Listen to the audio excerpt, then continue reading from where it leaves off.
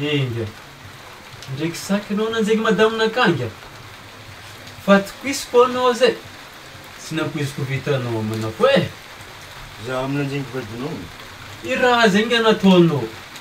Azoko antoko tsy mahavanda ny voly raha zegny taminaka. Ary gao matetiky direct aminao andarignesiko zegny. Ano vadinao azy malaky miloko amin'amizegny fô fa izy efa maro olo mavanda e. Ja, atao fôka. Zegny ndraiky izy ko tegna nataon'ire marigny raha zegny. Ela niela, tsy misy olo voalotako fô ny roa hafa. Tohizo edy. Ary za tegna tsy misangisangy aminao amin'ny raha zegny. Atao fô, ko mbola miaraka ndray roa ela niela mbola ho takako fô.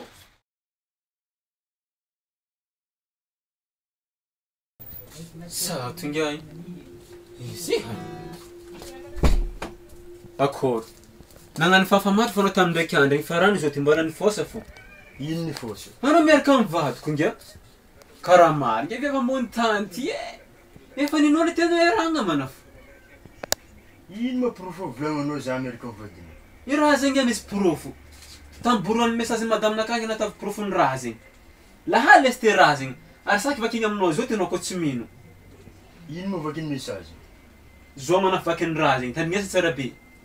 Zao manafo message soratantako ao e. Sali Bob malalako. Ale mamondy chambre en ville tsy kalagnin'izay fa sode misy mahita za mandeha aminao agny. Bonne nuit mon cœur. Zay message nazy manafo. Ary numéro-nao misy aminaha. Saky bipegny zao tenao ko tsy mino. Izy zegny ro tsy ahoko ngia e. Ja, anao baka tsy magnahoa zegny fa za baka magnahoa zegny ro. Satria vadiky viavy zegny fa tsy vadinao. Marigny viavy ambony tany ty e. Zao farataniko anao.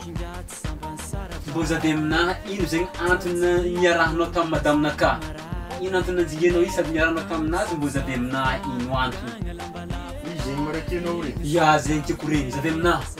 Voalohany. Tsy zana zegny vadinao fa zegny za. Ja. Faharoa. Izy mafeny fepatry ny viavy ty. Anao dia mirimbola marigny anao. Fahatelo.